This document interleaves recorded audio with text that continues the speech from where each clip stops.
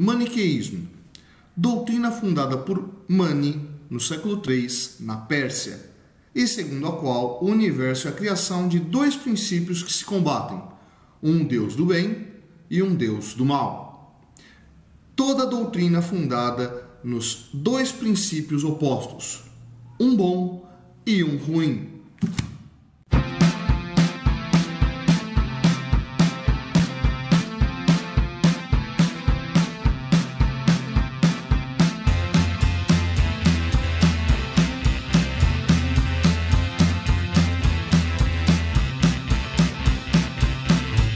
Primeiro de tudo, para de ficar procurando herói e bandido dentro de história. Cara, isso não existe em história. Você vai encontrar isso em história em quadrinho. Aí sim, beleza. Você vai achar lá o Superman e o Lex Luthor, tá? Aí você encontra um cara bom e um cara ruim.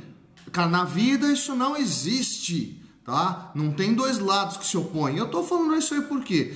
Eu sei que eu tinha programado aí de trabalhar com Roma. No entanto, ontem aconteceu um evento tenebroso aí, né? Dois monumentos aqui na cidade de São Paulo foram vandalizados, o Monumento às Bandeiras e a estátua do Borba Gato. Bom, vandalizar o Monumento às Bandeiras já é meio que tradição, né? Vira e mexe aquilo lá, amanhece pichado, vandalizado de alguma forma aí, né? O problema que me fez repensar a videoaula de hoje foi por causa das reações que apareceram na internet, né? Veio muita gente falando, tem mesmo que destruir isso aí, né? Como assim ficar falando bem de assassino, destruidor de índio? E, cara, bandeirante não é bem isso aí, não. Vamos parar e vamos trocar uma ideia. Então, na videoaula de hoje, a gente vai trocar uma ideia sobre bandeirantismo. E vamos tentar entender que raio que é isso aí, né? Esquecer esse negócio de, bandeirante herói, bandeirante bandido. Calma lá, vamos devagar. Então, começando. O que são as bandeiras? As bandeiras vão nascer, na verdade, de um outro elemento anterior, chamado de entrada. Negócio seguinte, desde que teve o descobrimento do Brasil, os portugueses logo se preocuparam em tentar saber o que tinha nessa terra, né? Do que eles poderiam aproveitar dessa terra, o que tinha de bom aqui. E nisso vão começar a surgir algumas expedições científicas, chamadas de entradas. Tá, o que eram as entradas? Você pegava um grupo de cara, enfiava numa expedição, eles entravam para o meio da mata para ver se encontravam lá algum tipo de riqueza, minério, né, algum tipo de vegetal a ser explorado, né, alguém para escravizar, alguma coisa que valha, né, alguma coisa que gerasse dinheiro, tá? Essas expedições, com o passar do tempo, vão começar a ser substituídas por um outro tipo de expedição que não era patrocinada por portugueses, não era patrocinado pela coroa, né? Mas sim por investidores particulares. Essas expedições patrocinadas por investidores particulares vão ser chamadas de bandeiras, diferenciando da entrada. Bom, as bandeiras, elas vão ter algumas razões para começar, né? A primeira razão foi o quê? A decadência da exploração do açúcar no Brasil, né? Então, o que acontece? Durante o final do século XVI, começo do século XVII, o açúcar de beterraba das Antilhas vai se tornar um grande concorrente do açúcar de cana do Brasil, né? O que vai fazer com que os europeus consumam mais esse açúcar de beterraba e aí a nossa produção gera uma superprodução, né? Vai cair o preço. E aí a colônia tem que começar a se repensar, né? Temos que encontrar alguma outra fonte de renda, né? Uma fonte de renda que se pensava era o quê? Bom, na América Espanhola já existia ali ouro, prata sendo explorado, né? E até em bastante quantidade. E no Brasil, na América Portuguesa, ainda não tinha se encontrado. Bom, estamos todos no mesmo continente, isso significa que aqui deveria ter em algum lugar. Bastava que procurasse, né? Então, existe essa possibilidade, vamos entrar para o meio da mata. Tinha um outro elemento importante que foi o quê? Quando vão começar as expedições bandeirantes, tinha acabado de ocorrer lá a União Ibérica, né? A União Ibérica, algumas semanas atrás, eu fiz lá um vídeo lá sobre Dom Sebastião, onde eu explico o que foi isso aí, né? Desse momento onde Portugal e Espanha vão está sob o mesmo comando do mesmo rei, um rei espanhol, né? E nesse momento a ideia do Tratado de Tordesilhas vai perder um pouco o sentido, né? Já que está todo mundo sob o mesmo rei, qual que é a diferença de você estar de um lado ou de outro do Tratado de Tordesilhas? Terceiro elemento importante, de onde vão sair as principais bandeiras do Brasil? Da capitania de São Paulo. Por quê? Cara, a capitania de São Paulo estava lá no fim da colônia, né? Não tinha nem muita clareza ali se ali era território português ou espanhol. Afinal de contas, estava lá no extremo sul. Vamos primeiro parar e dar uma olhada no mapa de onde passava o Tratado de Tordesilhas e onde estava a cidade de São Paulo, que está no Planalto de Piratininga, de onde saíram essas expedições. Dá uma olhada no mapa aí.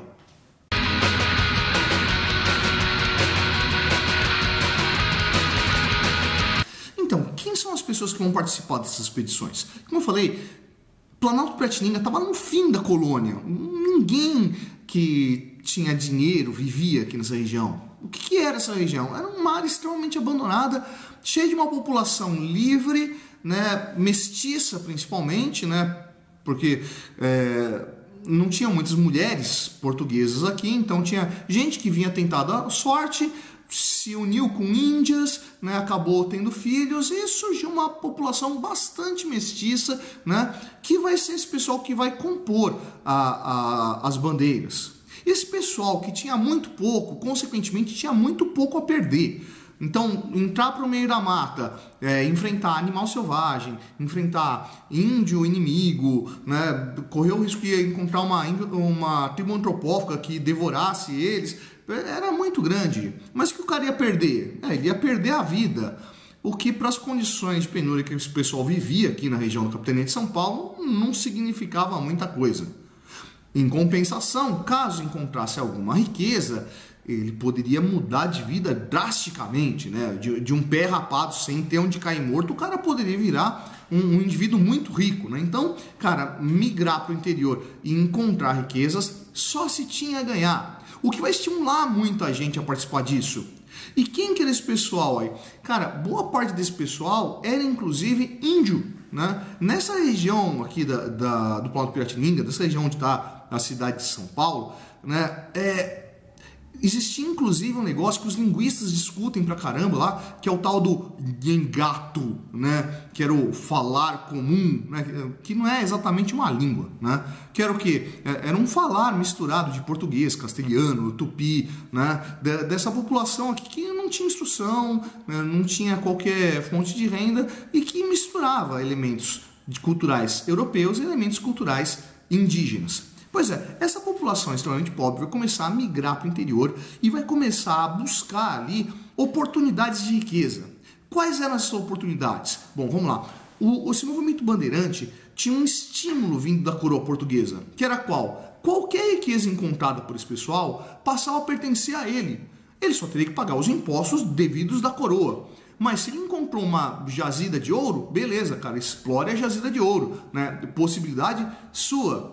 Então, essas pessoas vão começar a se enfiar para o meio da mata, primeiro, para praticar o chamado bandeirantismo prospector, né? O que é o bandeirantismo prospector? É a procura de riquezas minerais, né? Conseguir encontrar ouro, prata, diamantes, esmeraldas, rubis, né? Para poder ser a fonte de renda. Bom, e caso não encontrasse minérios, existia a possibilidade do chamado bandeirantismo apresador, que fazia o quê? Que capturava indígenas para escravizá-los e vendê-los. Pô, mas nessa época aí era proibido escravizar índio, não era? Sim, era. Não podia escravizar índio, mas, cara, era um comércio ilegal, né? Você capturava o índio e vendia o índio para quem não tinha dinheiro para comprar um escravo negro africano, comprava o índio. Agora, vamos para pensar no seguinte, os caras estão entrando na terra dos índios, né? Como é que os caras vão chegar lá e vão destruir uma tribo inteira, capturar os caras e levar eles como escravos? Meio mal contado essa história, né? Uma expedição de um bando de pé rapado, armado ali com as mesmas armas dos índios, né? Vão destruir uma tribo inteira? Não era bem por aí, não. O que acontecia? Vamos lembrando que, primeiro, índio não é uma coisa só. Existia um conjunto de tribos, um conjunto de sociedades, um conjunto de nações indígenas dentro desse território brasileiro. Inclusive, muitas delas que disputavam entre si. O que fazia o bandeirante apresador? Ele buscava alianças com tribos indígenas. Pois é, como eu disse, esses próprios bandeirantes, eles eram, muitos deles, indígenas, se não mestiços, né? E conheciam a cultura desses grupos e tinham contatos, às vezes tinha até família nessas tribos indígenas. Entravam em contato com eles, criavam uma aliança e se estabelecia uma guerra, né? Melhor, se ampliava uma guerra que já estava ali, né? Que já era presente entre duas tribos indígenas que vão entrar em combate. A sobra disso aí virava o quê? Os prisioneiros de guerra que eram capturados pelos bandeirantes. Vê, era um benefício para uma das tribos indígenas que se livrava de um inimigo, né? E era um benefício para o bandeirante que conseguia lá e pegar uma fonte de renda e conseguir vender, já que não encontrou ouro, não encontrou prata, não encontrou minérios, encontrou gente para ser vendida.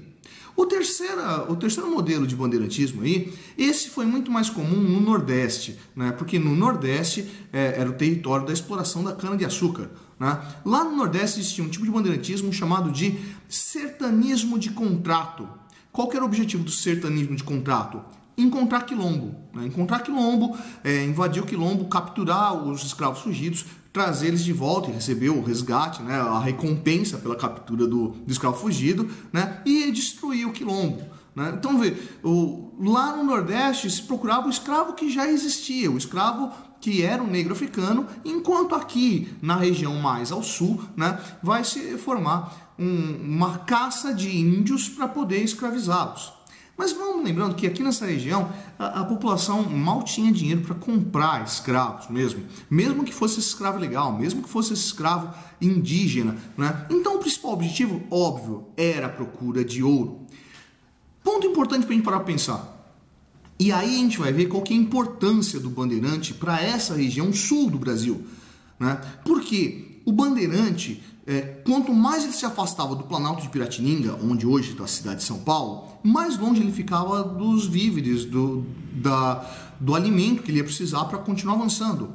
E uma prática bastante comum era o quê?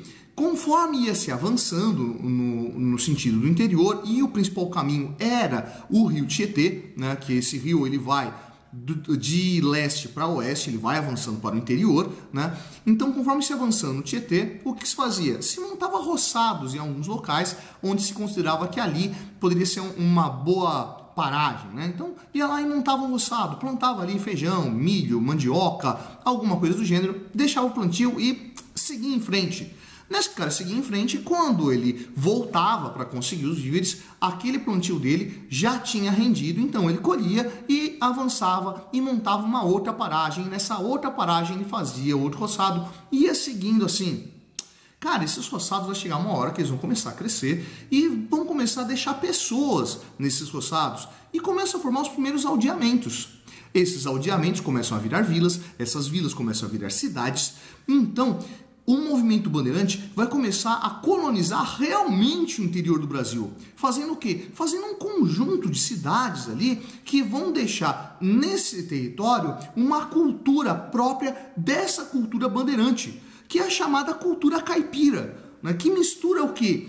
A cultura europeia com a cultura indígena. O que diferencia bastante, né, essa região de Passagem dos Bandeirantes, onde marca ali a cultura caipira, a cultura pantaneira lá no Mato Grosso do Sul, a cultura dos Pampas de Santa Catarina, Rio Grande do Sul, Paraná, que vai ter muito presente ali uma forma de falar, uma forma de vestir, uma forma de se relacionar em família, né, uma forma de se alimentar, né, que vai ser muito própria dessa região ao sul de Minas Gerais, né? Contando assim, pelo menos a metade de Minas Gerais, bem diferente do que a cultura que vai ser marcada lá no litoral nordestino, onde era a área de plantation de cana-de-açúcar, que vai ser diferente também da cultura sertaneja, né? do sertão ali do Nordeste, né? Avançando até aquela região de Tocantins, Goiás.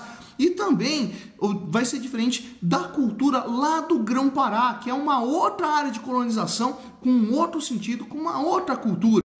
Você percebe então que o movimento bandeirante foi importantíssimo para preservar partes dessa cultura indígena misturada à cultura europeia, formando a cultura caipira?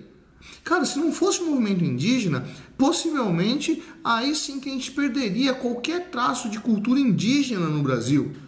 Porque esse cara, o bandeirante, ele é o responsável por essa mestiçagem não apenas étnica, mas principalmente uma mestiçagem cultural, que vai dar a cara do que é Brasil. Ah, Fábio, mas os caras mataram um bando de índios, escravizaram. Cara, Por isso que eu estava falando de money e maniqueísmo na abertura do vídeo.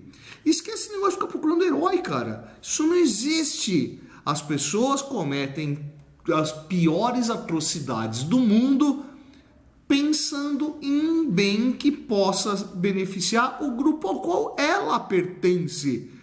Todo sistema, todo tipo de ação, todo tipo de movimento que a gente teve na história do mundo sempre acabou prejudicando algum grupo social. Isso é óbvio. Então não adianta você tentar agredir a imagem do bandeirante, né, esquecendo que você é resultado desse movimento bandeirante. Que se não fosse movimento bandeirante, isso que a gente tem para o Brasil hoje não existiria. E aí, aprendeu mais essa? Curtiu a aula de hoje? Se curtiu, vai lá embaixo, dá um curtir. Não curtiu, vai lá embaixo, dá um discutir. Diga sua dúvida, deixe sua questão. Essa foi o Projeto Setônio. Eu sou o professor Fábio e você, meu amigo, você deveria estar estudando.